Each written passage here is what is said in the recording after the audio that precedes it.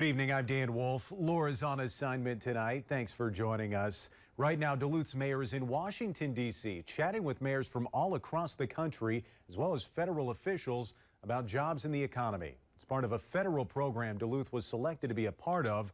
Question is, will the talking they're all doing lead to accomplishments? Northern News Now's Natalie Hebner is getting to the bottom of what exactly this program is. Natalie? Yeah, Dan, the Good Jobs Great Cities initiative includes 16 cities across the country, invited by the Department of Labor and National League of Cities. Duluth was selected from the 250 applicants to participate because the feds say Duluth is committed to an equal workplace and innovation. It's a year-long initiative focused on addressing labor needs in each community. Mayor Emily Larson, along with a group of 4 Duluth leaders, are in D.C. now.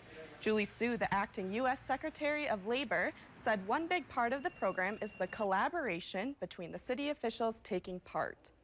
Bringing everyone together will be a chance to share innovative practices that have worked, but also to talk about various challenges. Sue says the Department of Labor will give advice to each city on how to implement effective workplace programs.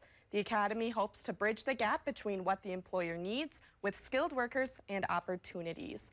Even though city leaders are meeting in Washington, D.C. right now for the 2-day event, the program continues through the year with support from the feds. Thank you, Natalie. Tonight at 10, hear from a Duluth leader about what they want to accomplish through this conversation in the nation's capital.